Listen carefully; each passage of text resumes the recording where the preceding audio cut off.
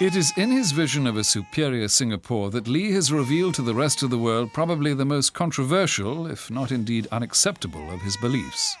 People, he maintains, are not supposed to be equal. The human being is an unequal creature. This is a fact. And we start off with a proposition. All great religions, all great movements, all great political ideologies say, let us make the human being as equal as possible. In fact, he is not equal, never will be. We had to lock up people without trial, whether they are communists, whether they are language chauvinists or religious extremists. If you don't do that, the country would be in ruins today. We allow American journalists in Singapore in order to report Singapore to their fellow countrymen. We allow their newspapers to sell in Singapore so that we can know what foreigners are reading about us.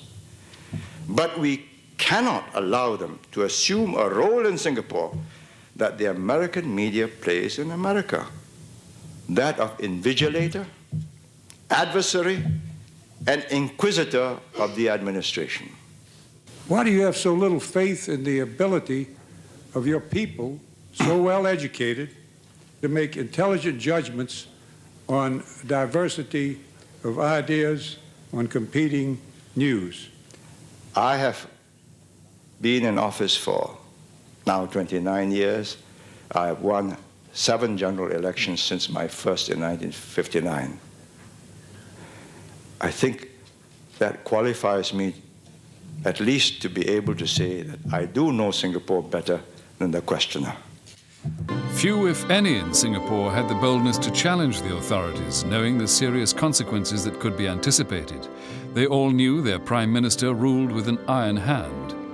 Whoever governs Singapore must have that iron in him, or give it up. This is not a game of cards. This is your life and mine.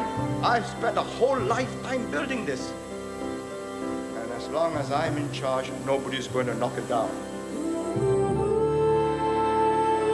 So people always said that you are using the libel laws to threaten your political rivals. The same laws apply to me. Nobody has ever sued me for libel because I do not defame my enemies. He has never lost a case in Singapore, you know. And he has commenced something like, more than 20 odd cases, and he has won in every one of them. Now let's stop and pause. How is it possible? What are our priorities? First, the welfare, the survival of the people. Then, the democratic norms and processes, which from time to time we have to suspend. To Lee, public opinion polls are not worth a bean. His philosophy is that the nation's leaders should never dance to the public's tune. I ignore polling as a method of government. I think that shows a certain weakness of mind, an inability to chart a course. Whichever way the wind blows, whichever way the media encourages the people to go, you follow. You're not a leader.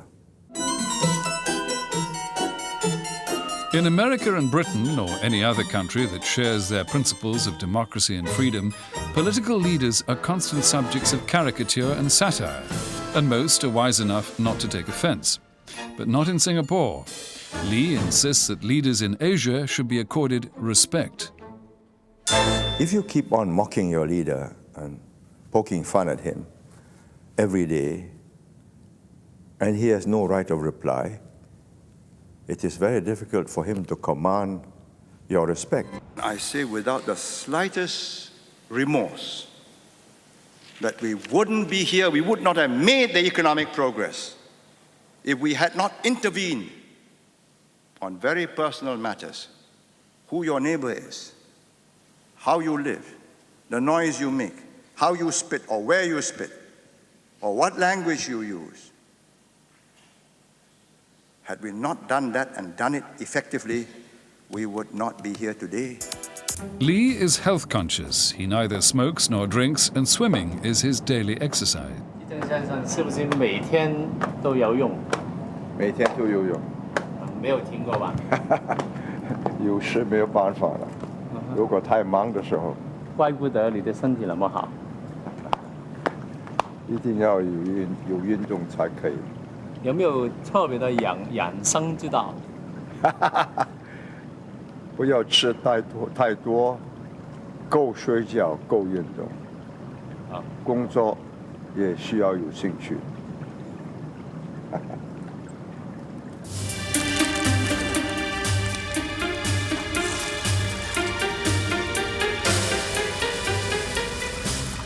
It was indeed the Lee who took cleanliness and health seriously, who set about transforming the unsightly Singapore of old into the Singapore that's known as the clean garden city of today. And even from my sick bed, even if you are going to lower me into the grave and I feel that something is going wrong, I'll get up.